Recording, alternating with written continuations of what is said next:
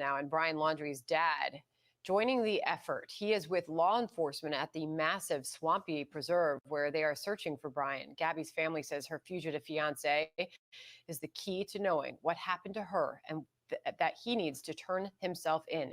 They sat down with our own Laura Ingle for the first cable news interview. Laura is in Gabby's hometown, Blue Point, New York, with more. Hi, Laura. Hi, Sandra. You know, from the moment that Gabby Petito's parents stopped hearing from her to that devastating call they received that she had been found, her parents are opening up to us about what these last few weeks have been like and giving us new insight into what Gabby Petito and Brian Laundrie's van life trip was all about that came to a tragic end, which had such a hopeful beginning. They were planning a wedding, small, on the beach in Florida. And COVID happened, right? So they kind of put it on hold and said that they were gonna just kind of live life. And yeah, it wasn't their main focus at the time. The main focus was planning this trip. But Gabby never came back. Only Brian returned home. The night I knew the van was in Florida, I instinctively knew that my daughter was not here anymore. Gabby Petito's mother, Nicole-Schmidt, sharing the moment police told her they located her daughter's van. I screamed. I didn't mean to scream at the detective. I said, "Where's my daughter? Where is she?" What did they say? She just said, "I wish I knew the answer to that." 8 days later, Gabby's body was found in Wyoming. Her stepfather, Jim Schmidt. it was the hardest phone call that I've ever made in my life. I knew what to expect when we went out there and what the strong possibility was. Still, nothing could really prepare you for that moment. Never. As the manhunt for Brian Laundrie continues, I asked them if they had any ideas where he could be. I'm not certain, but I would think that he's in an area like the Appalachian Trail or a campground where he can live off the land because he had those skills. Do you think he's alive? Do you think he's in the country? I do believe he's alive. You know, country. I have no idea. I don't know. Gabby's mother tweeting, "Mama Bear is getting angry. Turn yourself in." People want to know how I'm feeling, and I'm upset. You know, I want to just turn yourself in. That's all I wanted. But it's just getting more and more frustrating as days go on. I don't know what's taking so long. Gabby's family wants him found alive. He's a missing piece of the puzzle to find out what I always happened. say he's the key. He's the key to the puzzle. What happened out there? You know, until they find him, we won't know. We believe he knows everything. And if they had one thing to say to Brian, just turn yourself in. Just go to the local police department or wherever you are. Whatever the circumstances are, whatever happened, just go there, do the right thing. Do the right thing for yourself, do the right thing for Gabby, for our family, and for your own family. Yeah, we deserve the truth. while they wait for the answers they need, they are turning their grief into good, establishing the Gabby Petito Foundation, which they hope will help other families of missing children get financial resources and the public attention they have received in their case. We're trying to make a difference and trying to make sense of it because there's a lot of people that do need help, so we're trying to focus on that, to make sure there's some good that comes from this. I think it starts locally and then it trickles up from there. Social media is huge and people just need to put the awareness out there. And there's a lot of help out there now that we'd like to work with a lot of people, like the Aware Foundation, and We Help the Missing is another one.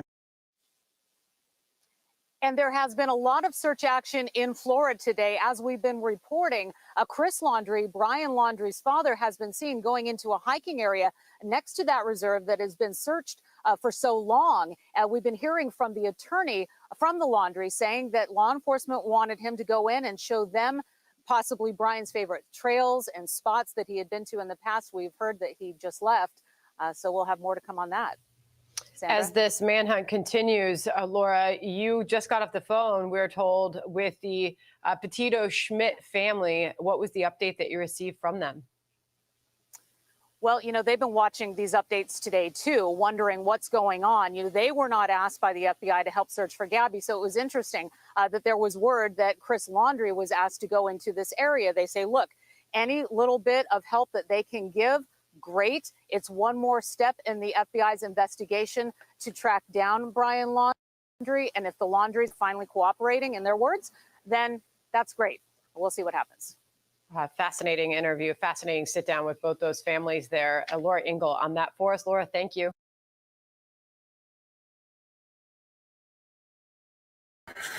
Welcome, friends. Hope everybody's doing well. Yeah.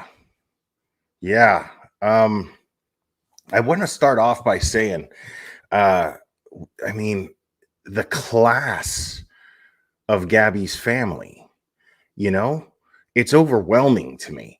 The class in that family, just the way that they're all, you know, it's the both parents, they're split up, seem happily married to other people for years, because, you know, I saw them on Dr. Phil. I can't share that because they'll get a copyright thing, but I saw that on Dr. Phil, and you know, just the way that they're all just focused on the same thing, on the right thing.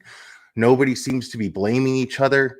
They're just doing this perfectly, you know, using the attention in such a positive way by starting this Gabby Foundation, which I know my mods are going to share that link in the chat quite a bit. But I mean, you hear that, you know, and it's so nice when you hear a family that is that classy and that focused on trying to turn the situation to something positive, and they all seem to be working in concert together. To have that and have them agree on social media channels like mine, channels like Josh's, channels like Annie's, talking about this case and sharing that foundation information, to have their blessing to be doing this is great. You know, I think that's something that I've never heard before. I've never heard that before since I started talking about real crime. All right, K9 Rescue. Who are they playing? Who are the Chiefs playing? Yeah, I agree. I agree. They're very, very humble, loving folks. Yeah, I mean, I think his stepmother has been in his life, she said, since she was 3, and his stepfather since she was 1, I think. So these people, the step parents, really, really, really love Gabby, you know. And Cherry just put that in the chat there, the Gabby Petito Foundation website.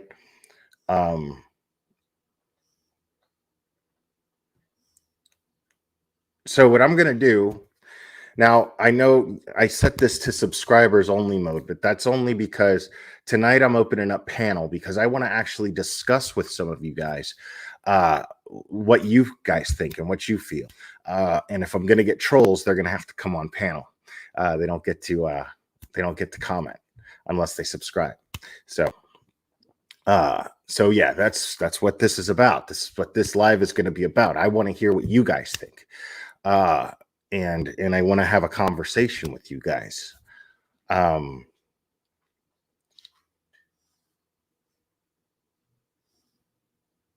So I'm going to go ahead and drop that link in chat now, because there haven't been any real updates. You know, Dog's out there.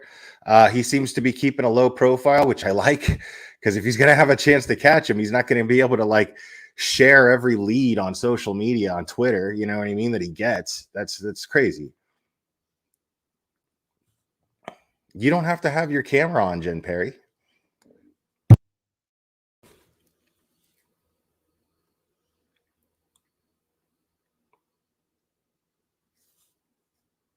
Now, after this, I'm going to be doing a Patreon stream. I haven't done one in a long time, so I got I got a few Patreons that are going, "Hey man, what's up with that?" So,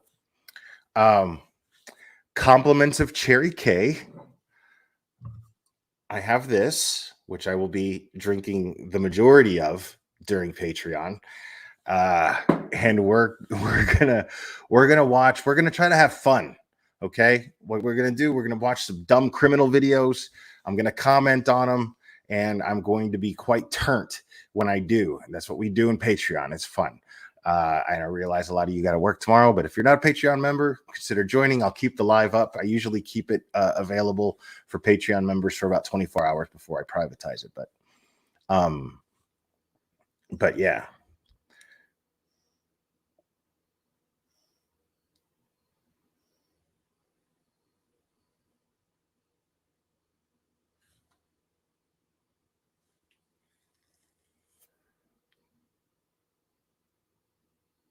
Yeah, that's a lot of people, Jen Perry. That's a lot of people. And you know, I want to hear what you guys think about Brian's dad, Christopher, joining the search like now. You know what I'm saying? Like all this, like now, you know. And I got Jolene and Coda with me. Like all of a sudden, Christopher Laundrie wants to join the search because now he's concerned for his son.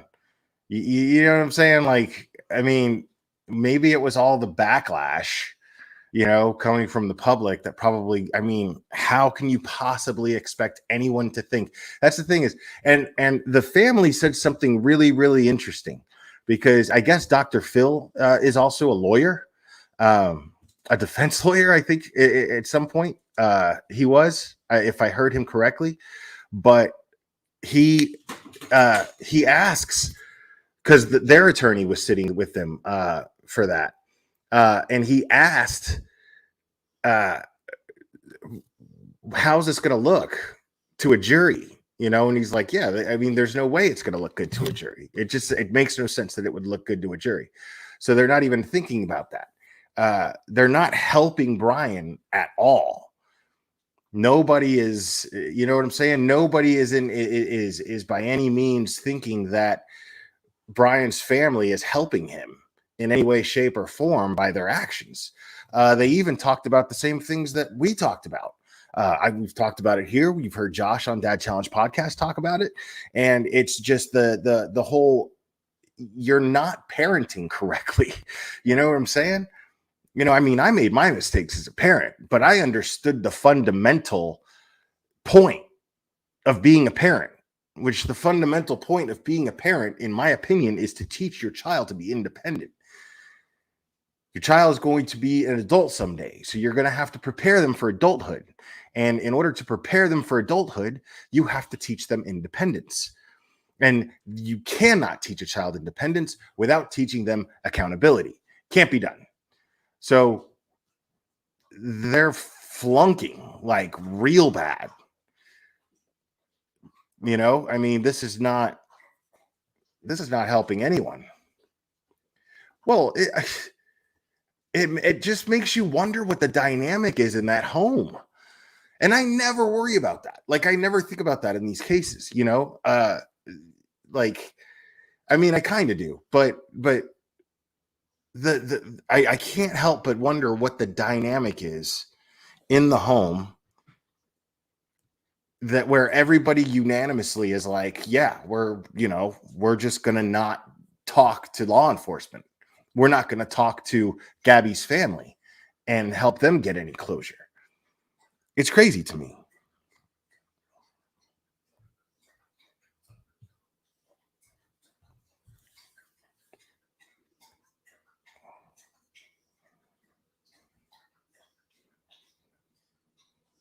I mean, yeah, I like, I can't get over what's going on here.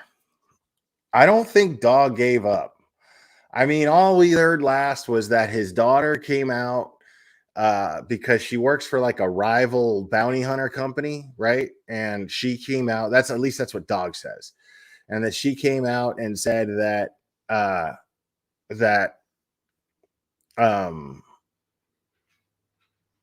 she came out and said that Dog was just doing this for publicity. Sorry, I was distracted by chat. Firestarter.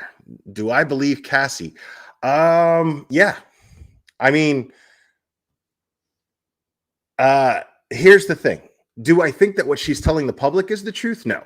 No. I absolutely think that she's lying. But I do think that she is cooperating with law enforcement. I think that she's trying to keep private what she does know and what she has helped law enforcement know, because of the public backlash that she's getting, because she's got people camped out in front of her house too. You know what I'm saying? Like, I mean, I'm not sure if I think that's fair. The parents, yeah, but we don't know how much she knows. We can't assume that she drilled Brian for answers while they were on that camping trip asking about Gabby. You know, maybe she found it weird. Maybe their dynamic is, she said, I mean, she's that much older than him. She doesn't seem to care what goes on in his life. So, I mean, I'm not surprised if she didn't really ask much about it. You know what I mean?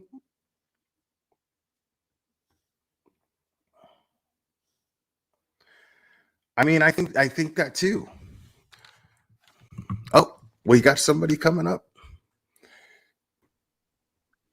What's up, Sandy? How we doing? Oh, we lost her.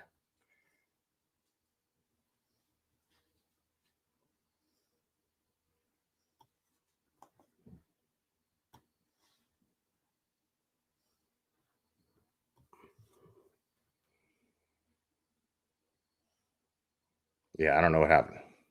She just dropped off. As soon as I let her on, she dropped off. Yeah, see, that's the thing, is I think that it's,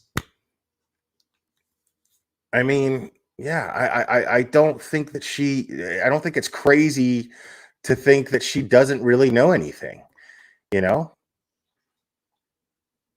I think what happened was Brian panicked, called his parents, and the parents contacted the family attorney before he even came back to Florida. Either that, or he came back to Florida, told them immediately, and then they got an attorney. What, Panda, what's up?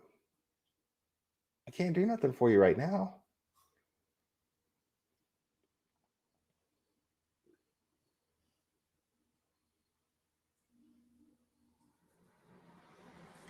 I mean,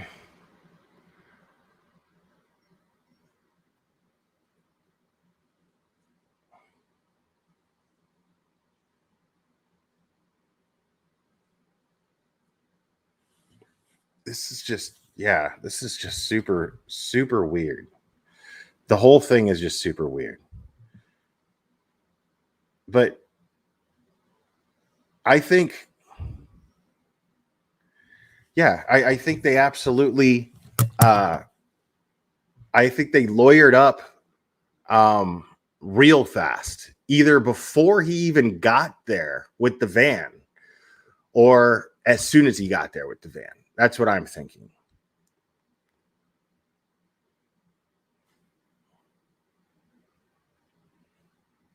And I absolutely think, and I have no reason not to think this, I absolutely think that Brian never came back with them on that camping trip. I don't think the family believes that he came back from that camping trip.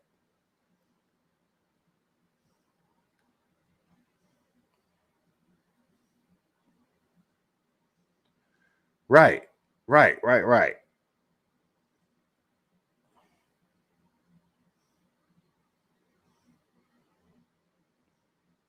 I mean, when she was asked, does she think that her parents had anything to do with what happened to Gabby? Her answer was, I don't know, which is super weird. I mean,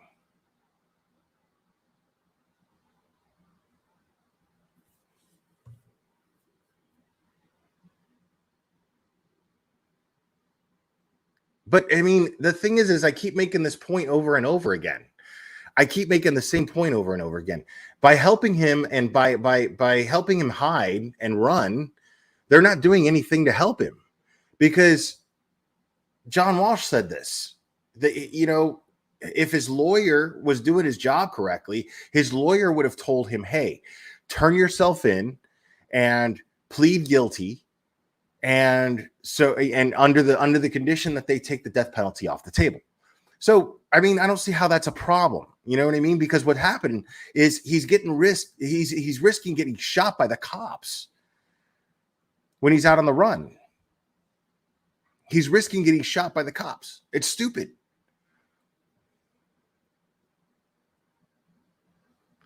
Oh, I'm sure the parents are paying for him. From what I understand, he's not even a criminal attorney. He's a real estate attorney or something like that, which makes perfect sense to me because, I mean, he's not doing a very good job. Crime Story says she doesn't think his sister knows anything. I mean, I think that whatever she knows, she's cooperating with law enforcement. She said that she spoke to the FBI. And I think she did it twice. Well, no, man, you can't turn yourself in and plead insanity. I mean, there's no way he's going to plead insanity at this point. He can't. He's on the run. Like, by running, you basically just told the judge that you understand the difference between right and wrong. You did something wrong. You ran to avoid the consequences. I mean, why else do you run? Let's see. Cassie probably suspects like the rest of us, but might not have been told point blank. I'm sure you want as little people involved as possible. Well, yeah. Yeah.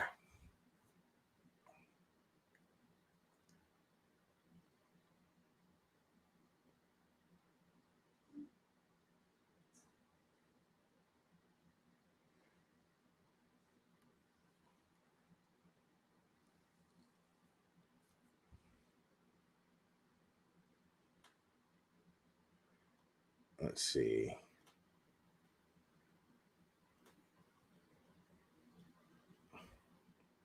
Right. I mean, he's probably already under their employ for whatever reason. They probably own properties and are selling properties, and they need a real estate attorney on payroll. But I mean, a lawyer's a lawyer. You know what I mean? Legally speaking, I'm not saying he's bound to do a good job. That's not what I'm saying at all. What I'm saying is, you know, if you've already got a lawyer, okay, well, tell us what we should do.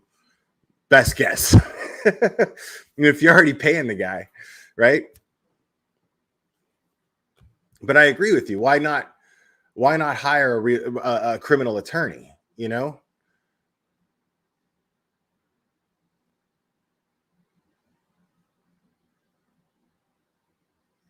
Yeah, I that's another thing. I mean, I take it back because everybody's confirmed basically that Brian is an outdoorsman, that he knows how to survive like that. Her family was even just saying that at the beginning of the stream. So I do believe that he can, but I don't believe he is. So I'm saying I take back saying that no, I think he's too soft for that. But I still think he's soft, but if he's experienced the way that he is, then, you know, can he do it? Sure. Do I think that he has to do it right now? No, I think somebody's helping him. I think somebody's got him stashed in their basement or in their barn or shed or something, garage, whatever. I don't know. I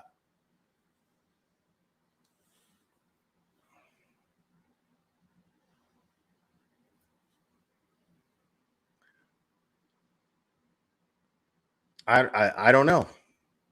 I don't know.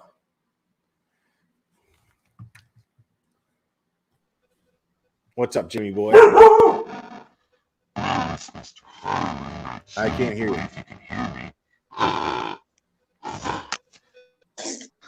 Is that me or? Hold on. Oh, that's better.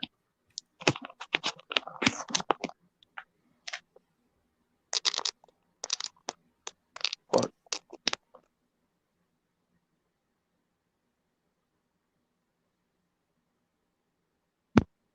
Okay, how about now? Okay, yeah. Oh, hello there. Hello, everyone. I'm that mysterious dude with that picture in the chat. Yes, I think the dude's on the run. You're not hiding anywhere. I have heard this before growing up. Somebody on the run. That reminds me of something very familiar. Everybody knows who. He's been on here. God knows how many times. I lose memory. I lose count. You know who it is. I'm a burglar historian. You know who it is. First video. Colton Harris Moore. Yeah. Right. Yeah. It makes perfect sense that the guy's on the run. Sure. Somebody's doing their homework. Yeah. Yeah. If you're gonna it's hide funny. in the woods, you're doing your homework. A nationally syndicated TV show producer contacted me asking if I knew how to get a hold of Colton. And I was like, beats me. I was like, beats me. I don't know. The thing is, Colton just does that. He just drops off the face of the earth. He just does that. Like, he starts to come up with some sort of plan to make money, and then he just brainstorms that and completely dives into it, but then cancels all of his social media so he's not distracted. And then he'll get on social media again. When I first heard about his Twitter account, I'm like, okay, I'll check it out. I find imposters, and I'm like, oh my god, it's like the people who used to impersonate Frank Abagnale. Like, what the hell? Do you have a life? Apparently, you don't. If you want to impersonate somebody. Good God. So are you? It doesn't say so on your thing. Are you Mr. Harlan's burglar? Yeah, I don't know how to that's change you in the chat. that. Okay, well, I've never had finally that talk issue. to you. So the thing is I don't think Brian's any. I don't think he's a Colton Harris Moore. You know what I mean? Like, he's gonna crash. He tries flying. He's gonna freak out, and he's gonna go crash. Colton was literally like, dude, I can literally do anything, and nobody's gonna catch me. Like, he allowed himself to get caught. So, I mean, he flew a plane. He stole a plane and flew it to the Bahamas. You know what I'm saying? Like, that's not Brian Laundrie This is what material. I think. These two people are cut from a very different cloth. Yeah. Okay, now you flew from where now? What state? What state was it? I was under the impression it was Florida. Who? Me? No, Colton. Colton, no. Washington. Seattle area. All the way from Washington to the Bahamas. Well, that's not where he stole the plane. He stole a car, took it to, I think it was like Indiana, and stole a plane from Indiana, and then flew it to the Bahamas. I think it was. I've been to the Bahamas. It's a beautiful place. Oh, I have not. No, my family travels. We're a traveling family. We've been all over. I mean, can you imagine? I've never lived out of a van. Right. And man, it's blowing my mind. Like, so I was watching. Somebody in my Discord posted a clip from Bill Maher. And so Bill Maher chimed in on the Gabby Petito thing, and he was basically just hating on the van life thing. That's not really what he was hating on. What he was hating on was the young generation not wanting to work and then just wanting to be social media famous. And oh my God, and criticizing young people for doing what retirees who worked all their lives do. And my whole thing is.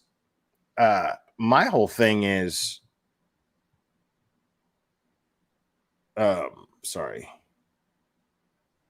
Yeah, it's not Jimmy Boy, it's Mr. Harlan. I don't know why it wants to do that. Okay.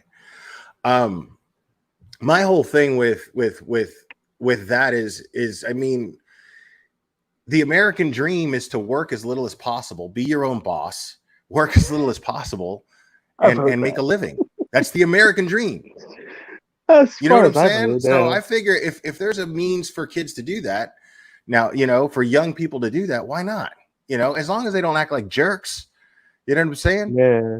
Like, that's all I'm saying. Like, I don't care. Good for you. That's a hell of an accomplishment. Oh, yeah. You know what I mean? Like, so I'm not going to criticize a hustler for being a hustler.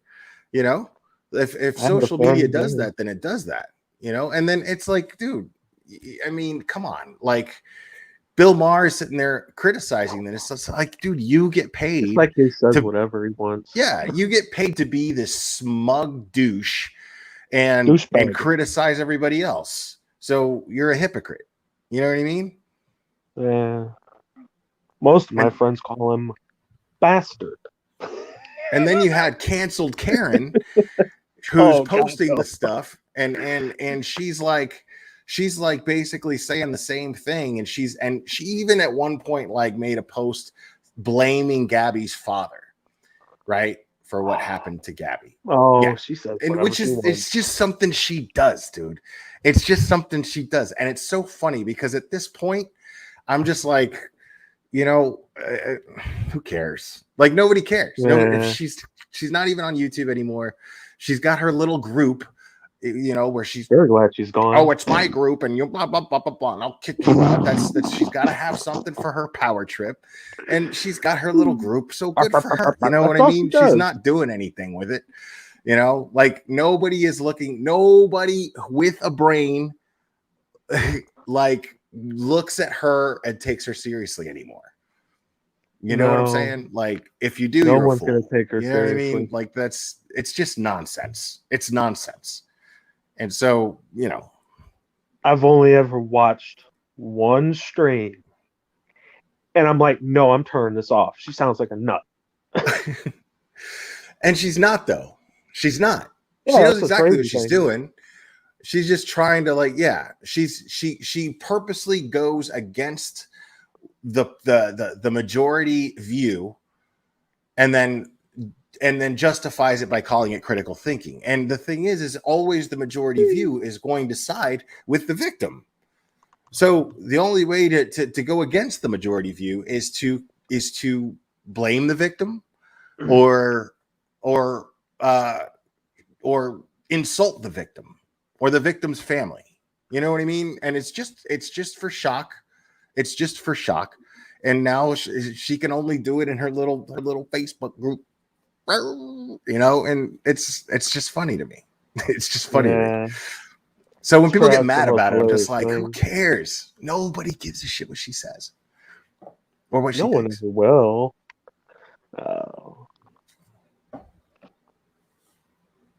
It's only money, and it will ever be that. That's what she wants. I mean, I don't know why she doesn't start Instagram. You know what I'm saying? No, only like fans. I never called for her to be canceled. No, you know what I'm saying? I never called for her to be canceled. But you know, like it's just funny to me, dude. I'm just not shocked that it happened. Neither am I. Neither am I. But no, I mean, I'm the kind of guy. I believe in freedom of speech. I believe it wholeheartedly. Oh, it should be a big thing. And so, right, you know, I'm not into the whole cancel culture thing. No. And I mean, the truth is, she definitely she violated YouTube terms of service a lot. You know, a lot. And YouTube is a private company, and they have the right to boot you off if they want to. If they deem you not friendly, if you're doing all this other stuff, they have a right to kick you out. Right. They have a right to ban you. Yeah. I mean, I'm not thrilled about it. My dream was that people would just smarten up and just be like, okay, just this is ridiculous already, you know, and then just like smart, right? But you know, there's a lot of dumb people out there. Of crazy things I see at work, and I could go on and on, but it's like if I had to tell you one thing in retail, which is where I work, my mother did it. She was a manager for Toys R Us. I grew up around it. I learned some things, but barely enough. And there are people who ask you dumb questions. And I'm talking dumb. Like, they could be standing next to the bathroom, and they're like, do you know where the bathroom is? Right there. Or they will pry open the exit door, and they will walk into the store. And that's how they've broken it. And we had to wait at least 4 months just to get an exit door fixed. And then, of course, you got the people who come in and steal. And I watched someone do it right in front of me. Granted, we can't do anything. We can't do anything. He does it right in front of me. He runs right out the door. And this is in St. Charles County. I live in Missouri. The only thing I hear about in the news. I was born in St. Louis. So I'm familiar with St. Charles. I lived there for a little while. You must know what happens in St. Louis then, because I hear it all over the news. It's every day. Murder after murder after murder, rape, murder, burglary, armed robbery, all of that, including people who get not too long ago, and I still remember this. I'm like, oh my God. Blues prospects for the St. Louis Blues. Mm-hmm. Just one dude robbed at gunpoint at the Arch. Wow. Robbed at gunpoint. And when they caught him, white teenager, black teenager. What is going on? What is this? It's like the stupid TikTok challenges I hear about. Oh. No. So do you have any thoughts on Brian Laundrie, on his family? Well, I have lots of things to say, but some things I probably can't say out loud. You know how YouTube is. Punks. I think they're dirty punks. Punk asses. You don't want to say anything. Instead, you just don't want to speak. You don't want to help with the search, but now you want to help now. Punks. You want to help now? Punks. Yeah, that's how I describe them. That's what I'm right saying. To the point. You don't have to make up words to describe them. You just go right to the point. And I see the comment section too. If that punk, good grandma, if that punk was in Missouri, I would have seen him. Walks into the store. I'm 6'4.5". He's just 5'8" little punk. What is he gonna do? What's he gonna do? I can guarantee you, the St. Louis police are probably looking. What would you do to him, man? If you saw him, how's the scenario go down in your mind? If he's just standing right there, I'm gonna stay back, because if he's armed, granted, if he's armed, no. Nope. I would have had that same mindset if I was alive in 2000, if I was my age in 2009, 10, when Colton was running around.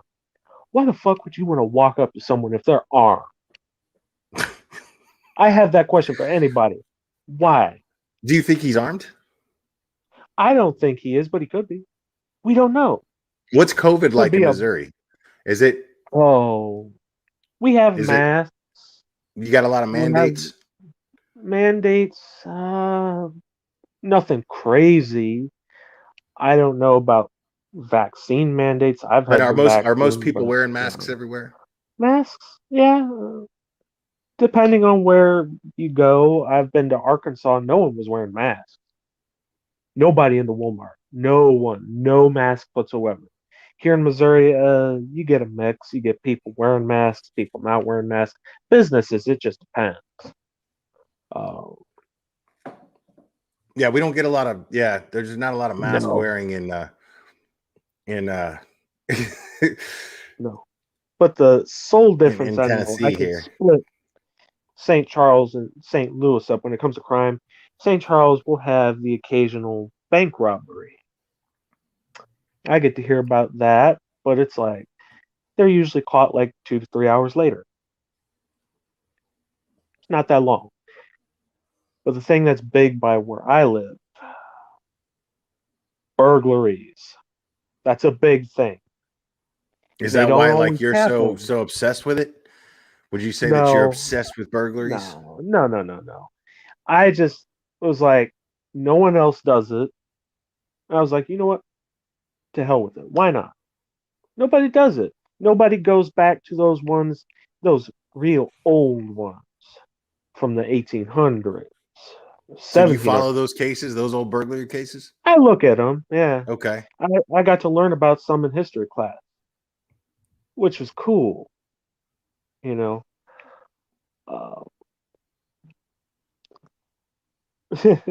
I like that cherry. That's a good one. Funny. That's my. I wouldn't mention it, but no, I'm not gonna do it. Jimmy boy, that's just a thing that pops up. That's a random name that'll generate. I don't know why it does. I had an actual picture of my face. Right now, Cherry's gonna type. Right now, Cherry's typing. I had that just pop up. Jimmy boy, 2021. She's gonna type right now. Oh no. Who knows trolls? I've had one in the comments section of some of my videos. They're like, they'll type up this weird cryptic stuff. It's just letters and numbers, and I'm like, what is this? Are you a computer hacker? Sorry, I'm not a fellow computer hacker. I don't know what this is. What language are you trying to speak to me? Don't know what it is. Or this one. Trust me, I don't look at burglars in the U.S. No. I went over the pond, as they say. I went to the UK. I looked over there, found some interesting ones. They come up with interesting names for some of their burglars on the internet. Okay, we got one here in the U.S. It's a known one. It makes me truly think, okay, how did you think it was such a dumb name? Okay, it's dumb to me because the dude didn't always walk around with his shoes off. Barefoot Bandit. Oh, okay, come on now. If the guy's debunking it, then why are you still saying it? Why are you still saying it? Why? It's so dumb. It is. It's super dumb. So dumb. All right. Hey, here's another thing. You break into a house. What about the kids who play with Legos? What happens if they step on Legos? And you just hear them scream, "Oh! Ah! Why?" And then they wake up the whole house and the guy gets tackled. And then you got the ones who straight up bully the people on the internet. I've heard one called Big-Eared Bandit. Okay, the team's got big ears. What? I bet you he's got, over in the UK. People on the internet. As soon as the police post a mugshot on their Facebook page, instant roast. Like the kid will get roasted long before he goes to prison or jail because of his ears. Or another guy, cross-eyes. He's cross-eyed. That's a sad thing. Gets roasted too. Burglary. And he gets roasted for his cross-eyes. So it's like, gee, don't do the crime if you don't want to get roasted on the internet. Yo, Jimmy, listen, man, it was a real pleasure to have you, man. Hey, I had fun. Right on, man. Thanks for joining If you've seen the Crime Stalker live stream, I was on there too. All right. For last one. I'll make sure to check it out. I'll make sure my mods drop your link in the chat. Everybody subscribe to Mr. Harlan. How do you say your channel name again? Mr. Harlan's what? You said famous burgers one time. It's Mr. Harlan's Tales of History's Famous Burglars. Mr. Harlan's Tales of History's Famous Burglars, y'all. All right. Make sure to subscribe to my man. I did a video about him, but I couldn't find anything. Like, I couldn't find anything with it. Also, most of what I did find was like, what is this? Run aground in the middle of the ocean? Yeah, but okay, I looked at the map. Okay, there is a sandbar, but you need a battleship or any big ass ship to hit that sandbar. That's the only way you're going to run aground. Anything else? No, you're perfectly fine. All right, perfectly man. Fine. All right, I'm gonna let you off now. Hey, thanks, buddy. Yeah, ain't no problem. All right, man. Take it easy. Have a good day.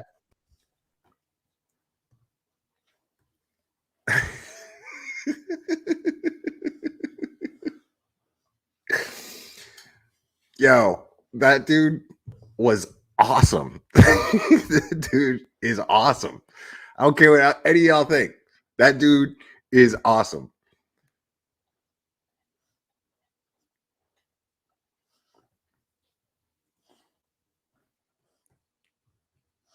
Nicole Venditti, look at you. I haven't even opened this bottle yet. We're gonna have some fun though, because we're gonna watch some stupid ass people getting caught doing stupid stuff.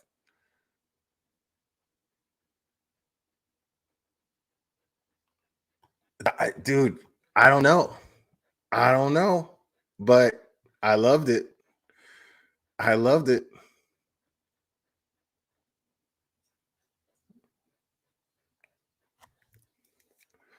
No, man.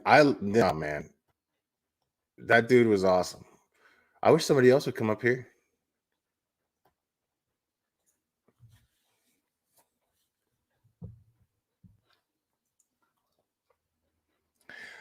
Listen, I'm losing 20 pounds and keeping it off before either of these two jokers.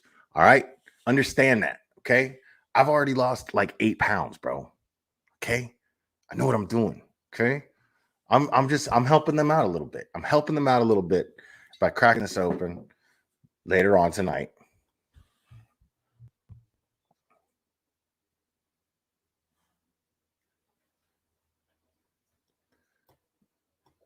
Cherry's never gonna call in.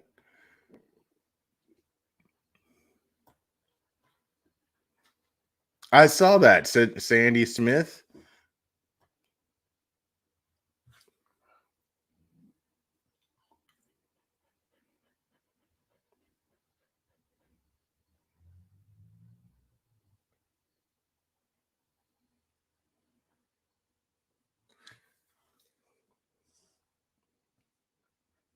Yeah, we have a lot of fun in Discord, guys. So, and if you want to be part of this shit show Patreon stream that's going to take place at 11 p.m. Eastern, then yeah, join Patreon because we have fun. Like I don't hold back in there at all.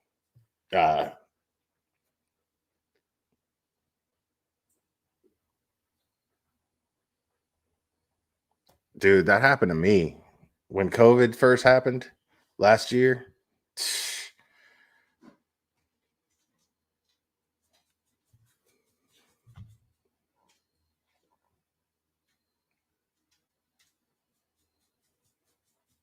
Dude, I'm addicted to the ID channel, man.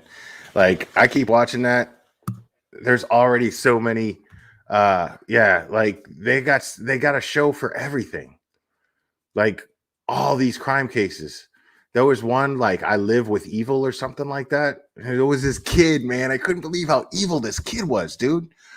This kid, his mom is talking. She's being interviewed for the show, and she's telling this story, and they're reenacting it. And the mom is like, she's saying, yeah, you can't go out, blah blah blah. You're grounded. He's a teenager, and he just looks at her. And then he like, I shouldn't even be laughing, man. It's messed up. It's just the way they reenacted it. It was just not believable, but you know it happened. You know what I'm saying? And Evil Lives Here. That's the name of it. Evil Lives Here. That's right, Sandy Smith. Thank you. And he like, I shouldn't laugh at all, but he like the way it looked, it was just so fake, and it makes me laugh when I think about it. That's all. But he like punched his mom in the gut. and she was like, oh, and then he hit her like, and no, she fell down, and then he kicked her in the ribs, dude. And you're like, dude, what? Yo, how can you do that? And then she called the police and reported him as a runaway. She didn't go easy on him. She was like, that's unacceptable. You know what I'm saying? You can't hit your mom like that. And so she called the police, and then her mom, his grandma, took him in, right? And then I had to go to the store, and then I missed the rest. And I meant to hit record on the DVR, and I forgot to. Yeah, don't the reenactments kind of like just kind of take some of the realness out of it, you know? I mean, the reenactments are there just so you try to experience it, but it's always shot and filmed so poorly. Like always. Like it's acted so poorly that I can't, you know what I mean? It minimizes the thing that actually happened. Oh, dude, are you kidding? Are you kidding? Dude, I don't think I still could take my mom in a fight. I don't think I still could do it.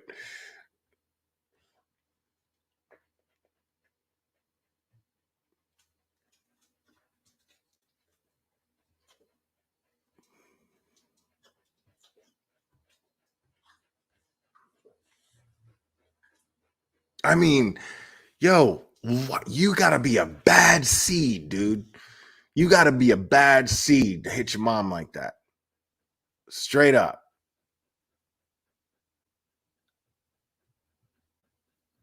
I wonder if Brian runs the house.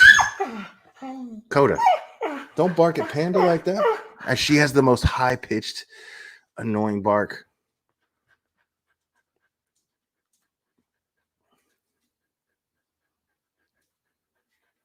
Yeah, dude. I mean, you got to be a bad person. Straight up, like to the core. Bad news. If you're going to hit your mom. He's a pretty girl. Look at people in the chat. Love you. Yeah.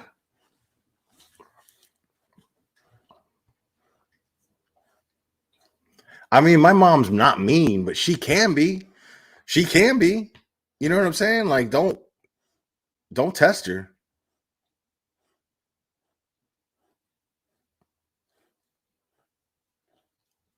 Oh my God, they are so over dramatic. All of them. All three Huskies are super over dramatic.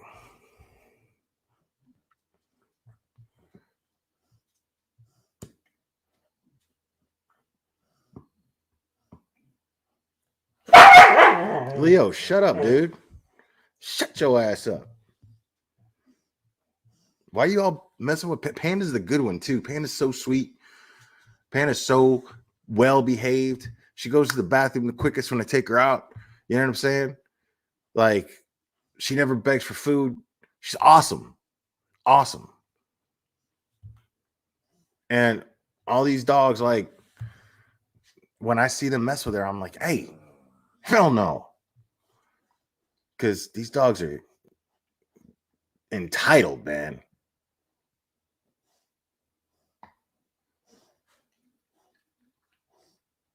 Kids are totally dramatic. That's absolutely true.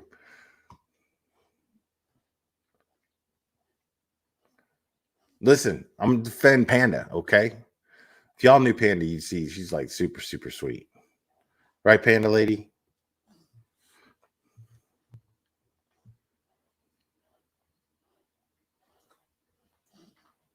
Yeah, like, for real. Like, cats are supposed to be entitled. You know what I'm saying? Like, you know what you're getting. When you get a cat, you're like, all right, this cat's gonna run me. You know what I mean? Like, this cat owns me. That's how it is. You know what you're getting, you know? But these dogs, man, I love you too. Like, they yell at me, man. Like, to give them food, man. It's crazy.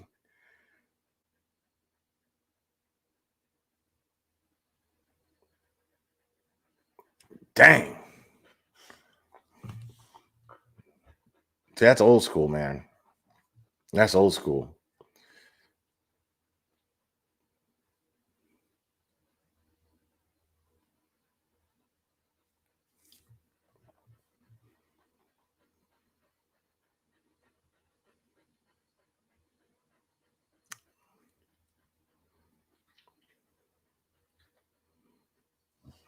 So nobody else wants to come up here?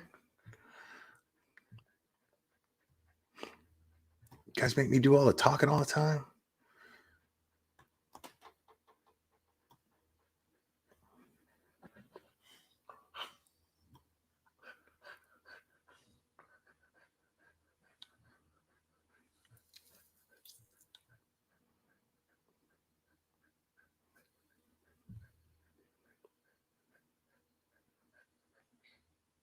And I find it weird. I find it very weird that nobody has come out talking about Brian. Like Gabby's best friend did, and said that he seemed controlling, right? But why hasn't anybody else come out and say, like a best friend from middle school, something? You know what I mean? Like, did this guy just not have any friends? Does this guy like have nobody to speak up for him or speak up against him even? Like nobody's saying anything for or against him. This guy's just like he was a total shut in.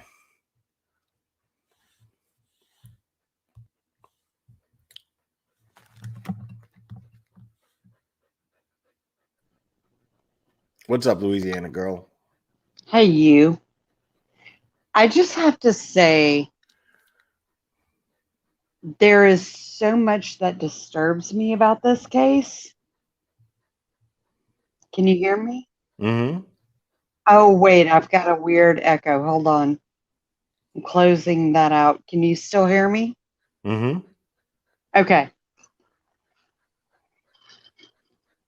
What an entitled little shit.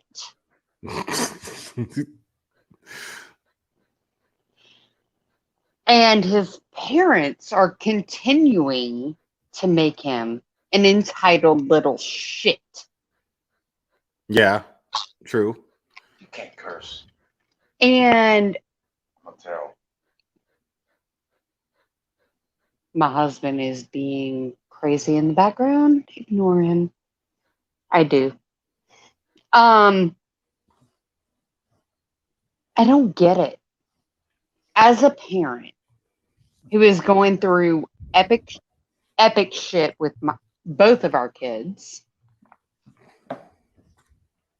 how do you not correct that problem? How do you not step in and be like, this behavior is never okay? And our kids are way younger, by the way. I don't understand, because I can tell you what I would do if Brian Laundrie was my kid. I would lawyer him up and I'd drag him by his hair to law enforcement. I'd do whatever I could to protect him. But you're going to go face up. Period. You're going to go take some accountability. Right. Right. Well, I mean, I think it's real simple in the sense that why don't they just you know what I mean? Like what I agree with you. I would if I could afford a lawyer, because I would try to protect my son as best as I could. But you want to protect his soul, keep his soul intact. You know what I mean? Absolutely. To me, my kid's eternal soul is the most important thing.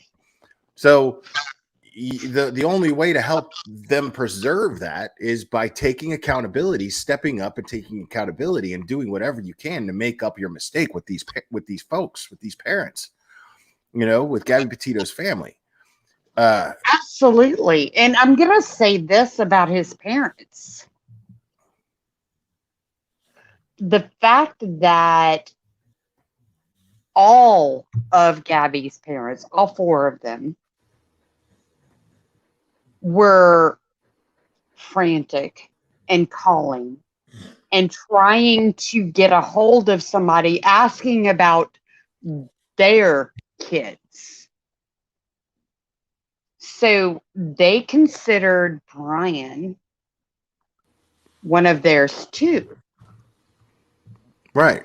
And they got ignored. And it's only safe to assume that they assumed that the Laundries considered Gabby one of their own. Mm-hmm. She lived in their house. Mm-hmm. They had more of a reason to. And absolutely. So and her parents trusted their daughter with his parents and and the son. Like, that's a big deal to me, at least.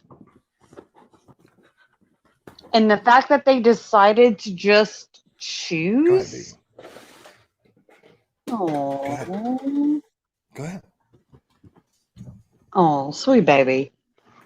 But the fact that they just made the choice to ignore phone calls and text messages and everything else. I agree with that. Yeah, it just doesn't make sense. Come on up, Panda. Come on. Oh, come up, good girl. It doesn't make sense that that they wouldn't even answer them. Like, no. Just one, I would simply at least go, listen, at least if you're going to be this bold, at least be bold in being bold. You know what I'm saying? Like answer and be like, listen, we've hired an attorney and our attorney has said for us not to say anything. And I'm really, really sorry. I really wish I could tell you more, but I can't. Right. And that's it. You're not incriminating yourself by saying that. You know what I mean? Right. But it's at least some attempt at class. You know what I mean? It's at least an attempt at it. Whereas we have the polar opposite of class. Absolutely. Coming from the Petito family.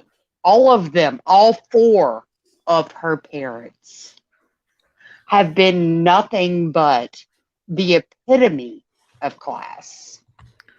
Right. I agree. Yeah, absolutely. All right, I'm gonna jump off, but that was what I wanted to say because it's not okay. I agree.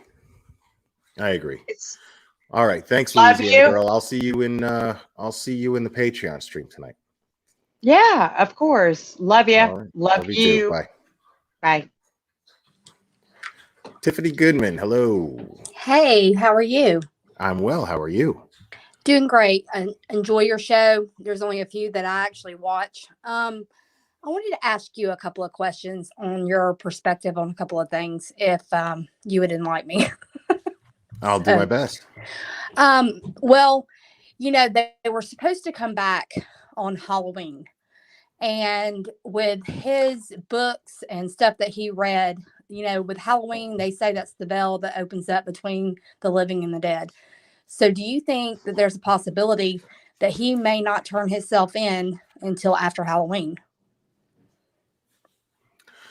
I can honestly say that I have never thought about that in the slightest bit. Correlating Halloween with whether or not he's looking at it as a time to turn himself in. I don't think that he has any intentions of turning himself in, or else he would have by now. But I'm sure that it's something that he thinks about every single day. Because the problem is the walls are closed in on him as far as they can go. This case is extremely public. Everyone's talking about him. Everybody has his face on their TVs, on their phones. And this is a lot different. I mean, there hasn't been a case this big since the Scott Peterson case, right? And back then, most people had cell phones. At the time, most people had cell phones, but they didn't have cameras on them. You couldn't watch YouTube on them. So the fact that now people have basically cable television, unlimited television, more or less, in the palm of their hands and in their pockets. You know what I mean? He's going to get recognized somewhere. But there's also the fact that this is extremely interesting to me. This is extremely interesting because we're also in the first time in over a century that it's not only publicly acceptable to wear a mask, but it's encouraged. So, oh yeah, and that's like I was telling my husband. I'm like, they want to talk about why this case has gotten so big. I think the reason why this case has gotten so big is because of and I'm not trying to go over to politics, but the politics and the COVID-19, coronavirus and all this other stuff, it's something else for somebody to be listening to and get involved with. I think that's why it's a different subject. It's something different because it's been drilled in our head for over a year and a half. So. Yeah, definitely. But I mean, what I'm talking about mostly is just simply the fact that someone, I mean, that's just fortunate for him. That's just plain sheer dumb luck that he is the most wanted person in the United States and parts of the world. You know what I'm saying? The most talked about. Everybody's like, where is this guy? Why hasn't he been caught yet? Why hasn't he turned himself in yet? Why haven't the parents cooperated? Right? Everyone's talking about this. And yet, it's just dumb luck that it happens during a time where everyone's wearing masks in public. And oh yeah, he's wearing a mask and a hat, covers up his tattoos. He's good. He's golden. Well, our family has a cabin up in Murphy, North Carolina, and that's where they found, Eric Rudolph after so many years. And it's funny because, you would not believe how many people up there is unplugged. I mean, there is a lot of people that's in that area that has no idea what's going on, on the news. Yeah, that would make sense. The cable, that would make sense. That they haven't caught up to us in technology just yet in certain parts of the U.S. Correct. And there's a lot of cabins, man. I'm telling you, there is a lot of cabins on that road that his family, my husband's family, has a cabin up there. Like I said, there's a lot of cabins up there that are a secondary home that stays empty months and months out of the year. And there's just, personally, if I had my money on it, it would either be there or it would be in a country that takes the death penalty off to, get them back over here. Right. That's my personal opinion. The other thing I wanted to tell you, I get so frustrated because I have been following this case completely, like, religiously. I mean, since the very beginning. And the body cam situation really gets me frustrated because, and I know probably I may make some people mad about this situation, but, my dad passed away last year. My dad had mental illness really, really bad. And even with him being a veteran, it is a pandemic in this country, period. Bottom line, pandemic in this country. Not only was there domestic violence going on with that pullover, but it was also, there was mental illness going on. And people are not trained to be able to see this stuff. And yeah, I think a lot of changes are probably going to be made after this case because of that body cam footage. Because I honestly think that the cops their hearts were in the right place. Right. I do believe that. I do believe that they were trying to help. I just don't think that they were properly trained in doing so. No. And we saw how complicated a situation like that is or can be. And we saw how complicated it can turn into based on the results, because those cops had no idea. One of them actually tried to as far as acknowledging the possibility that somebody could end up killed. He does that when he's talking to the other officer at one point. But the thing is, I mean, it's clear that they just weren't trained in dealing with that, because, I mean, the dude was Googling, you know what I mean? He was Googling to try to figure out a way to not have to follow the letter of the law that they thought simply dictated that whoever the aggressor is has to be charged. So, well, the guy's and they learned that it's not such a black and white situation. I'm hoping that these officers, and I have no reason, based on that body cam footage, I have no reason to believe that they are seeing all of this and learning from it, you know, and really thinking like, wow, you know, like you see yourself like that, and I believe, like I said, they're kind-hearted. So I think the kind-heartedness in them is going to make them look at that footage again and go, you know, they're right. Look at the comments that people are making, respectfully the respectful ones, and saying, you know, that, yeah, they're right. You know, we could do better. We could have done better. So I you know, I don't. Well, I have a theory, and you know, I have spoken this to, you know, and like I said, this is a theory you like to keep, and I appreciate this. You like to keep your stuff facts, bottom line facts. But my thing is this: I think he was involved with both of those women that were murdered. Also, because I mean, he was around them. He was down there at the, you know, at the. I mean, it's situation. a hell of a coincidence. Well, it really is. And the FBI, and I have to give credit because the first person to notice that, well, law enforcement did, but the first person as far as YouTube creators and real crime creators was Gray Hughes. Gray Hughes noticed this, and then he went live, but of course he called law enforcement first, and then he was like, I'm not sure if you guys are aware of this, and they confirmed, yeah, we are aware, thank you, you know. But that's exactly what you're supposed to do if you put that together. And he acts, and you know, this is Gray Hughes. Now he covers a lot of cases, you know what I mean? So he was actually covering that case at one point, and so he put the two together and was like, oh my God, you know, he was there the same night, you know. So and I think, and what I have told people, this is my personal opinion, I think the reason why the FBI is keeping things quiet is because he is because connected. Annie's video is also pretty convincing too. You know, 10 to Life, her video on the correlation between the two of them is pretty convincing. I mean, there's a lot of coincidences. You know what I mean? There's a lot of things. But if he was connected to that, and then all that other stuff, and then the body cam came out, and the way America flipped out over that, if they had a chance to stop a serial killer dead in its tracks, and they failed it that day because all the women were still alive when they were pulled over, do you imagine the storm that it would hit?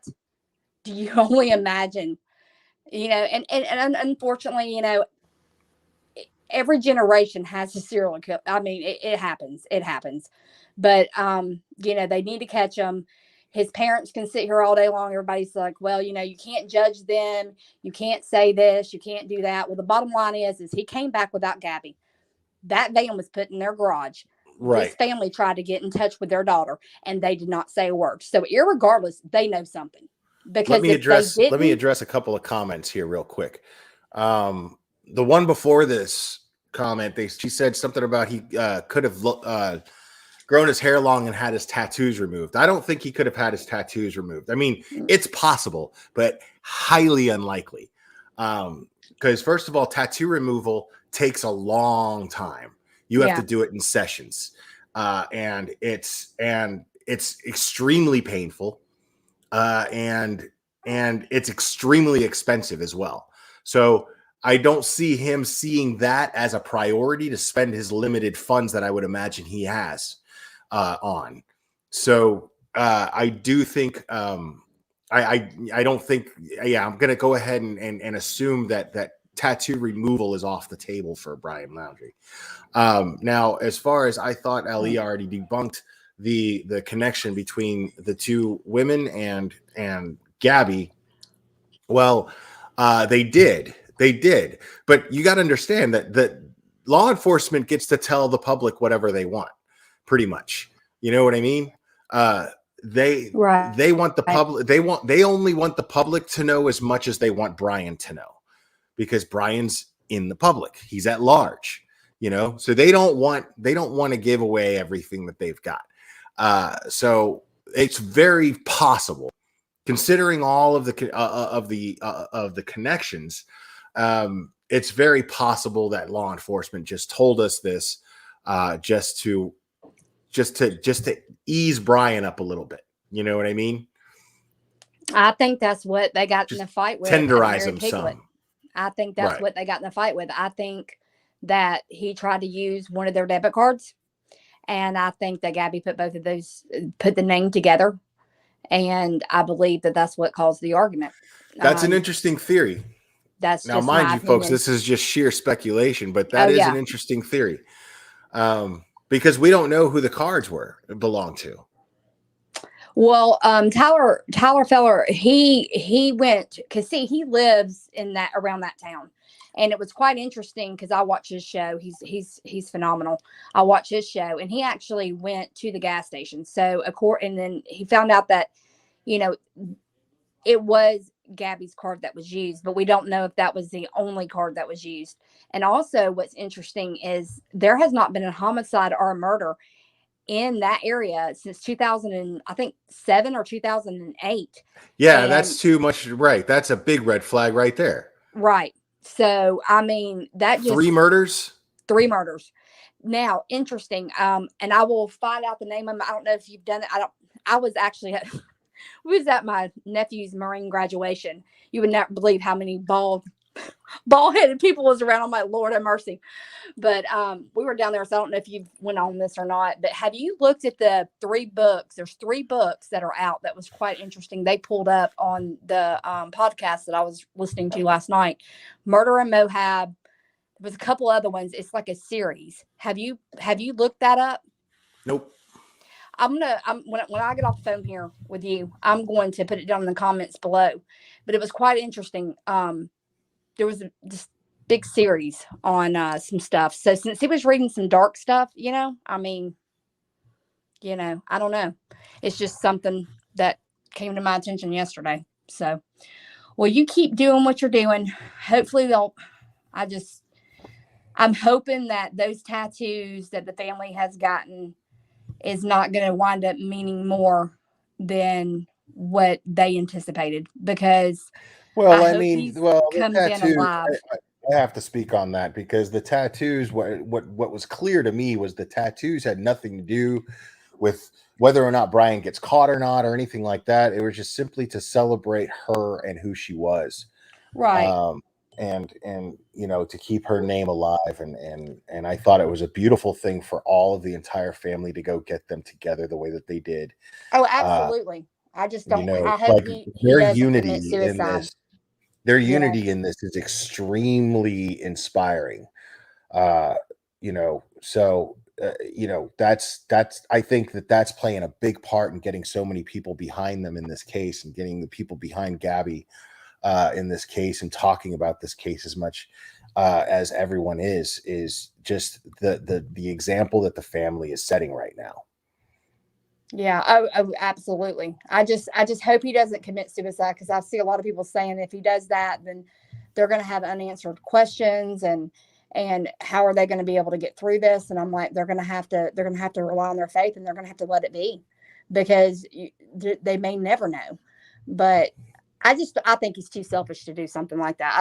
I think they'll catch him, but I just hope to God this don't turn into a cold case. Hopefully people like you and us, and we'll just keep it going. I mean, this guy's got the whole world looking for him, man. I mean, dude, John Walsh is pissed.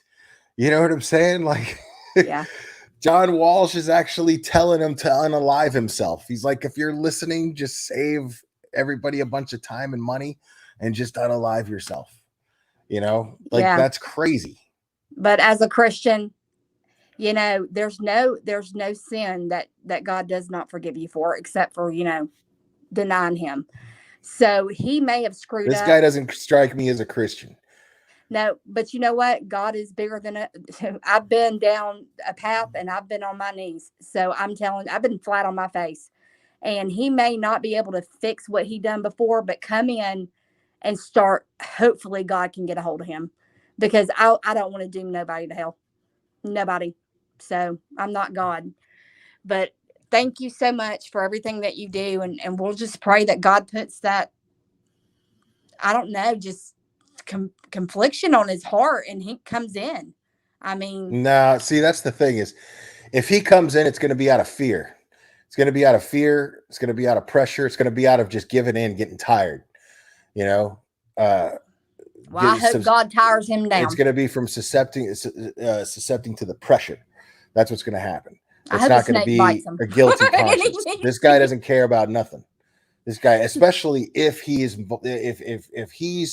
involved in all of those murders, then yeah. But the thing is, here's the other side to that coin, though. If law enforcement felt that way, well, why would they just name him a person of interest, not name him a suspect? Why would they not?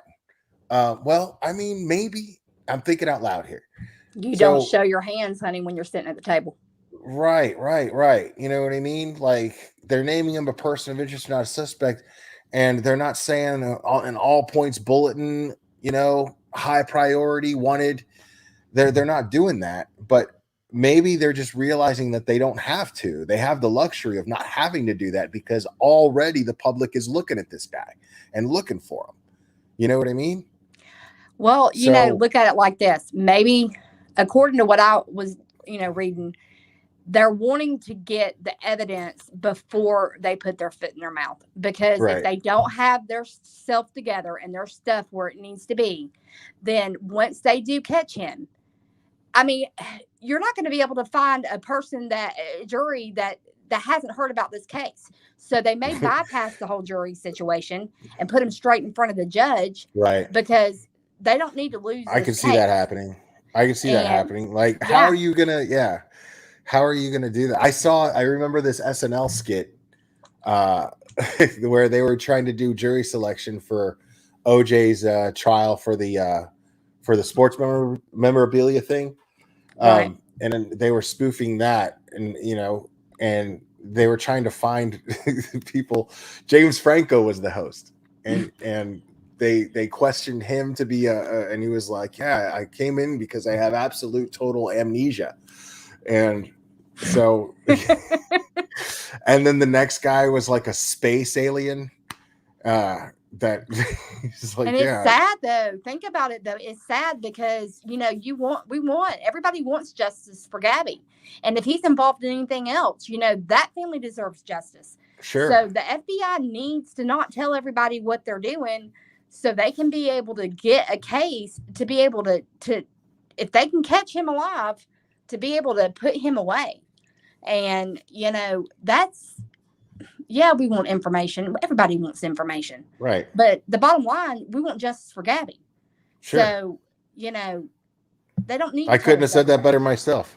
I completely and totally agree. I don't need the answers. I want results. Right. You know what I mean? Like, but I don't need the answers. I'm not trying to sleuth this thing here. It's not my job to do that. I have opinions on it. But I have opinions on everything. I have opinions on how law enforcement is dealing with the situation, and I have opinions on what may or may not have taken place. I have opinions on DV. I have opinions on Brian's face. So. But the thing is what I don't need to, like. I'm not trying to solve this case here. You know what I mean? It's not my job to do that. There are professionals charged with the responsibility of doing that. And I try to be able to talk about this without being obstructive of that in some way, shape, or form. I want them to do a great job with that. It's just frustrating. It's frustrating because we all want, we want justice, but imagine how Gabby's family feels. I feel like it's more productive to put that energy towards empathy for Gabby's family, instead of, why isn't law enforcement telling us anything? Well, I would be more focused. I would find it more productive to be focused on, well, I hope that law enforcement is keeping Gabby's family up to date on everything. Yeah. It just seems better to do that. So, and I hope they get, if he comes in alive, I hope they get the opportunity. I hope the feds give them the opportunity to be able to look that man in his eyes and ask him why he did what he did. Because as a mother of 5, I would want to look at that person, and I would want them to look me in the face and give me an answer. And I feel like they deserve that. But, also being a mother of 5, never do I ever have my kids not own up to their responsibilities and deal with their consequences. Yeah. And that's what makes me sick with all this. Never would I ever turn down a phone call when somebody's looking for their child. Never. And I am, you know, what's funny is my son is, he's a good-hearted person. I don't see him ever getting into a situation like Brian is in, but I happen to be very confident that I wouldn't even need to tell him to man up. He would just do it. Right. I'm quite confident of that because he's shown that many times as a teenager. He's just the type of person to own up to something and man up about it. You know, if he does something wrong. His issue was just he couldn't stop himself from doing something wrong. You know, he's just bad decision guy. And he gets that from me. I was bad decision guy, you know. But I know if I ever ended up in a situation like that, I would turn myself in. I just watched this movie last night, and a pretty old movie. I watched this movie last night for the first time called 21 Grams. It's got Sean Penn, Benicio del Toro, oh man, Naomi Watts. I was trying to think of her name. Yeah, man, and it was interesting, and this Benicio del Toro accidentally, like he was in prison. He used to be this really bad dude, got a bunch of tattoos, and you know, this was back when tattoos weren't really socially acceptable yet. This is before Miami Ink, and he's got prison tattoos, you know, and he's but he comes out, he found God, he quit drinking, he quit being a mean guy, and then he accidentally runs over, and he's not drunk, but he accidentally runs over Naomi Watts' husband and two little girls and kills them, right? Okay. And she and then the husband donates his heart to Sean Penn's character, who was dying, and he had less than a month to live. So he ends up getting his heart, and it's just all crazy and tied up. But this guy, when he ran over that family, there were no witnesses to it, and he's telling his wife what happened. The wife cleans off the truck, and the wife is like, you know, you got a family here, because he had kids. She's like, you got a family here. You know, so you can't turn yourself in. And he's just like, nope, I got to turn myself in. You know, yep. like that was the whole thing. And he just like he tried to kill himself in prison and everything. I mean, it was bad. You know, it's a fictional movie, but I'll have to watch that. Sounds like it'd be a good movie. I definitely would have to watch it. Oh, it's bizarre. It's bizarre because Sean Penn, after he gets the dead husband's heart, he's so overwhelmed with gratitude that he hires a private detective to find out where his heart came from that saved his life. So he tracks her down, and then he falls in love with her, and she falls in love with him because he's got her husband's heart. Oh, wow. Super bizarre. Yeah. Well, that's one thing I guess we can all sit back, and I try to find the grace in everything that happens, all the bad, but you kind of sit back and look at how the country has come together to show remorse and to try to help bring, you know, this to an end, you know, trying to help look out and prayer and all this other stuff. And I just sit here and say, well, you know what? Our country may not be where it needs to be, but we still got a lot of good people left, man. And that right there is amazing because, you know, we all broke when we saw that body cam, when all this happened, it broke everybody's heart, you know, because she had such a long life to live. But at the same time, she got to see some amazing things that I have never even seen at the age of 40. So yeah, man, and everybody's you know, well, not everybody, but idiots are trashing them for the van life and like why van life is, you know, choosing to live like a hobo, and it's like, okay, so what, you know, like shoot, we have a camper, man, and we go camping all the time, and we love it.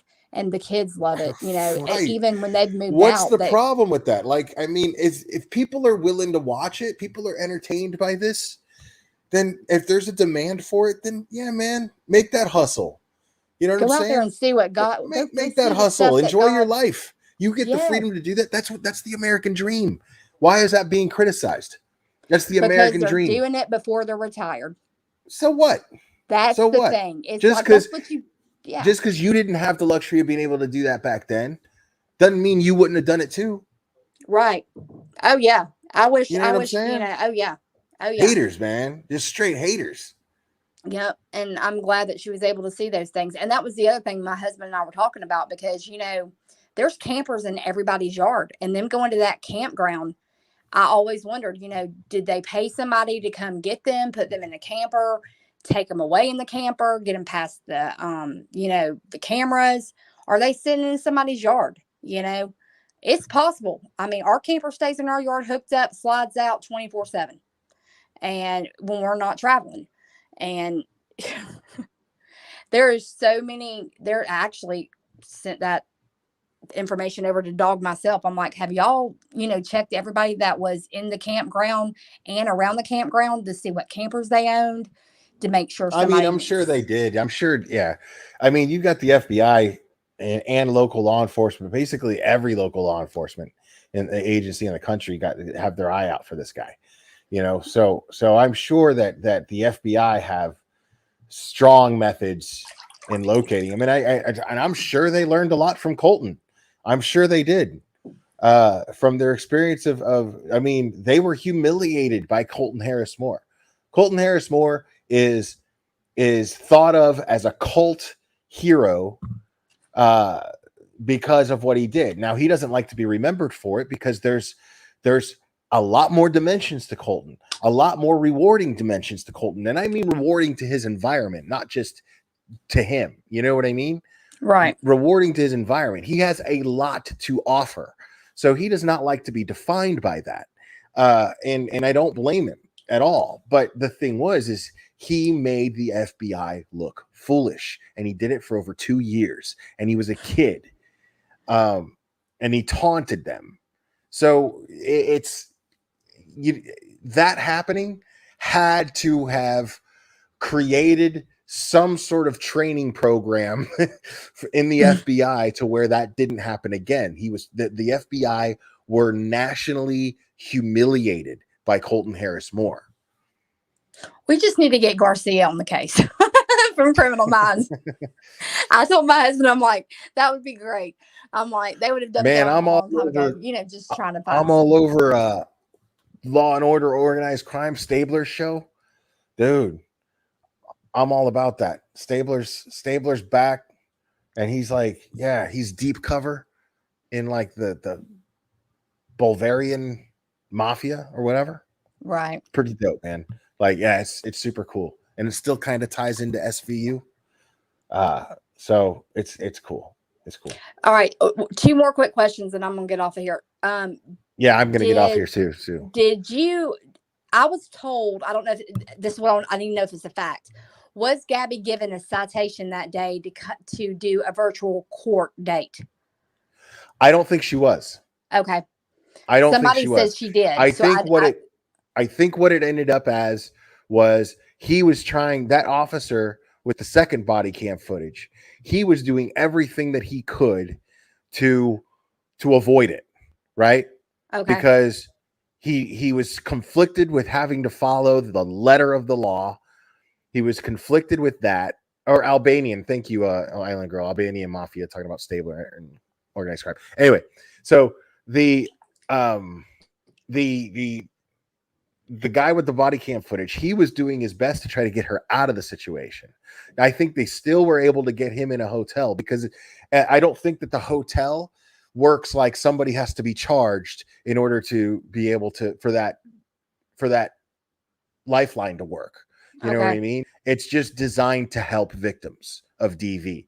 I don't think it operates on whether or not the perpetrator was charged or not. So that's why he was still able to go to that hotel room, and they were happy with them just being separated for the night. And I think they just left it alone, because I think that they saw that she was extremely anxious. I think that they should have saw that she was actually scared, but she gave a reason for her anxiety. And I think these guys are Utah people, they're Utah men who are going to look at her more as a damsel in distress and almost inadvertently blame her actions on mental illness. So they still saw her as a victim, just not a victim of Brian Laundrie. Does that make sense? Right. So they patronized her because of the of mental illness. Well, are you on your medication? Blah blah blah. Did you miss your medication? But they still empathized with her. You know, it was, you know, they basically just went off of what she told them. So I can't necessarily blame them for that, but they lacked the training to see through everything. You know, they lacked the training to see Gabby taking the blame is very common in a victim's behavior. They failed to see that. You know what I mean? They weren't trained to, and that's the problem. So I don't blame them. I don't blame them as much as I blame their program, their training program, you know? Well, I live in Georgia. If you're doing, you know, 45 and a 15, that's a super speeder. You automatically get your vehicle impounded and go to jail. And I got my first ticket in Georgia. I drove for years in Miami and never got a ticket. And then I drove to Georgia, and like 10 minutes past the state line, I got a ticket. Because I was like 5 miles over the speed limit. I would have got failure to maintain lane, reckless driving, speeding, and then two 911 calls saying that I beat on somebody. They would not have given me a hotel room. They would have gave me a cell is what would have happened. Yeah, I mean, Utah is, you know, it's a little bit up there. It was a little much. It's like, oh no, you know, no speeding ticket, no charges of anything. We're just going to put you in a hotel for the night, and you know, your girlfriend's crazy. You know, I mean, come on. And then the other thing did anybody find out about the body that they found off the overlook off the Appalachian Trail yesterday? Oh, I haven't even looked into that. Okay. Because that's his area. I know the area very well because we go up to Murphy, North Carolina. We go through Blue Ridge and all that. And there was a body that was found, and that it came in late last night, and they were investigating it. But I haven't heard. I figured if it was Brian Laundrie, they would have already said something by now. But oh, for sure. Because people pass away. They find bodies all the time. But it's just, I'm just wondering, you know, I don't know. There's just too many bodies around him in the area he's been. So I'm just, you know, and that's what I wish people would look into from their road trip, from when they first started this all the way until, you know, it came into the public eye. Is there cases like murder cases or homicide cases that are going cold when they were on that trip? I mean, is there bodies behind him from where he's been? You know, that's another question. What we got to understand and always remember, which I never get sick of saying this because I say it all the time when we talk about these real crime cases. Law enforcement, it takes time for law enforcement. What they're doing is they're gathering evidence to build a case, right? Right. It's not that finding Brian isn't a priority, but part of the process of locating Brian is building a case so that when they arrest him, they have enough to hold him on, and they can charge and they can try him in court and convict him in court. Everything is a prelude to a potential trial. So not only are they trying to find Brian, but they're also trying to gather evidence to build a case against him. And arresting him would be pointless if they don't have that case built. And it could be sealed. And that's another thing that I was reading up to. I was talking to a friend of mine that's he's ex-DA or whatever. And he's like, it could already be there, but it's sealed. So basically they have to bring him in first, and then they can charge him with a murder. And they may not actually, and I thought about this, they may not be wanting to say that he is, you know, charged with murder and they're looking for him, because if he is in another country, if they can get him back on that debit, card fraud or whatnot, then they don't have to worry about having the death penalty removed off the table, because that's normally, you know, the criteria from another country. If he's expedited back, they work with the United States and says, okay, I'll send him back, but we got to take the death penalty off. So if there's no death penalty that can be taken off because there's no charges yet. So maybe they're playing their cards right. You never know. No, for sure. What they're going to try to do is get the death penalty. Absolutely. Yeah. So especially if it turns out that that all of these murders are connected. So, right. They're definitely going to look for the death penalty. And that's federal. That's why the feds are involved, because where they found her body was a federal park. So if I know he has not been charged, if he is the one that took Gabby's life, he did it it's a federal park. So well, there's that, but what also, I mean, it makes it federal also because there are different jurisdictions. He crossed state lines with evidence, and he crossed state lines with evidence, and that she was killed on a and the thing was they don't even know where she was killed necessarily. You know what I mean? They just know where her body's found, and he's been known to cross state lines. So I think that automatically makes it a federal case, because there's whose jurisdiction would it fall under? You know what I mean? If you don't even know where the crime actually took place. And that's why he was hitchhiking afterwards, because he was trying to build an alibi. That's what he was trying to do. And for some reason, he must have had a complete breakdown, and he had to get back because he wanted to leave. I mean, he's not mentally, he's just not there. So, well, y'all have a good one. Thank you so much, and keep doing what you're doing. All right. Thank you, Tiffany. All right. Thank you. Bye-bye. All right, guys, I'm going to call it. I'll be moving on over to the Patreon stream starting at 11. I'm going to make myself something to eat real quick. So I may start a couple minutes late. I apologize for that, but I will be doing Patreon, and we're going to have a lot of fun. That is the plan. All right, guys. So if you're not a Patreon member, go ahead and join, and I will see you guys over there. And we will do this again very soon, my friends.